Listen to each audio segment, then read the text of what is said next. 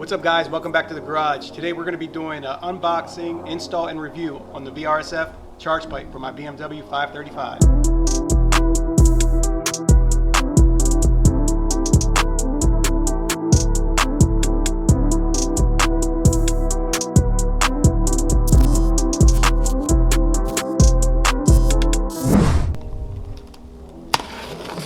Let's open it up here, see what she comes with.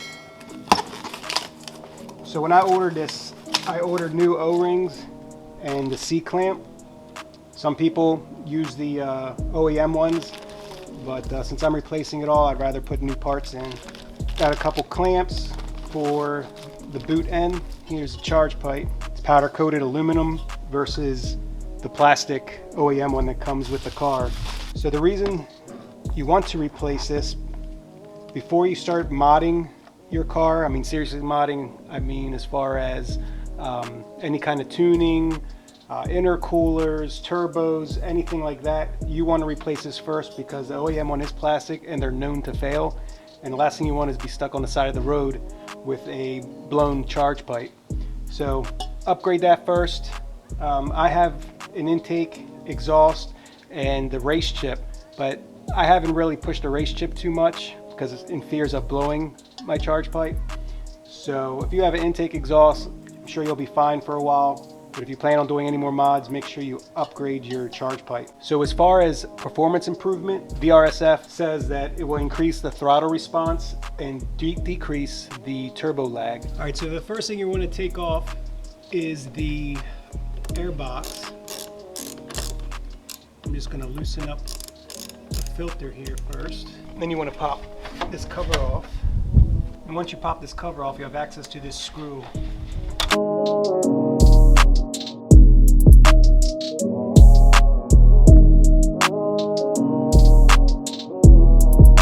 So with that removed, then we can remove this piping. With all that removed, this is your charge pipe in here. You have a couple screws. We have a T30 bit that we're going to use here to loosen this bracket off. This is a regular Phillips head to remove this clamp.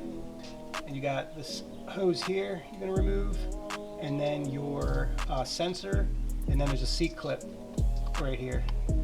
So this T30 bit is just on a rubber grommet, and you just pull on it and it'll come right out. This vacuum line, you just want to grab it down low and squeeze both sides, and then you can pull it right out. So the next thing I'm going to do is remove this sensor using a T25 bit.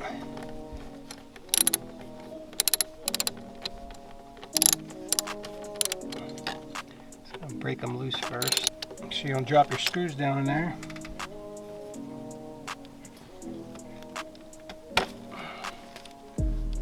And there's that. Let's set this aside. The last thing we're going to do is remove this C-clamp. And there's the OEM one, real cheap and plastic. There is a O-ring in here that you can reuse if you'd like, but I bought a new one, so I'm going to put that new one in, new C-clamp. So before I put the new charge pipe in, I'm going to remove this bracket that was holding down the old plastic one. We don't need this anymore since the new charge pipe is made of aluminum and not plastic. Just a 13mm bolt. I'm gonna take the bracket out, and then I'm actually gonna put the bolt back in. So now we're gonna put our O-ring in. All right, so I put the charge pipe down in there, but before we put it in place, we gotta put this boot in first. Get the smaller clamp on one end. It's a 10mm socket. Let's go ahead and tighten it down.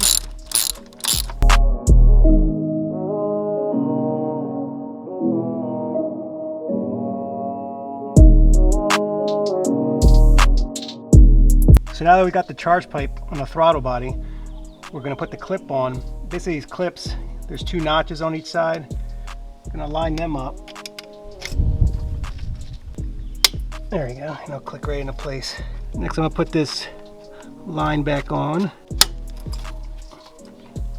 So now we're gonna put tighten this clamp down on the boot. And I'm switching to a wrench because I do not have a deep 10mm socket. Now last thing we're gonna do is plug the sensor back in, screw it on. Before we do that, we have this new gasket it comes with. Makes it a little tough to push that O-ring that's on the sensor back into the charge pipe. So I'm tightening up the screws a little bit to force that O-ring in. And just a little help. And then once it's in, then that O-ring will seat in there properly.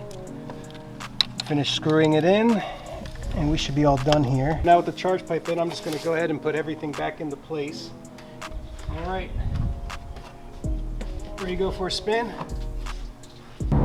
Much more responsive, better throttle response and less turbo lag, and you could definitely feel that. Yeah, much better.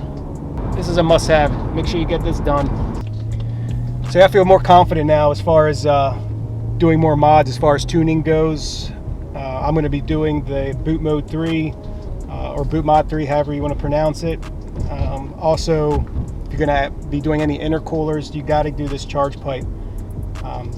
Just have a peace of mind and you don't blow that plastic factory one. So I hope you guys enjoyed that video. Drop any questions you have in the comments below. Smash that like button for me and subscribe if you're new. See you in the next video.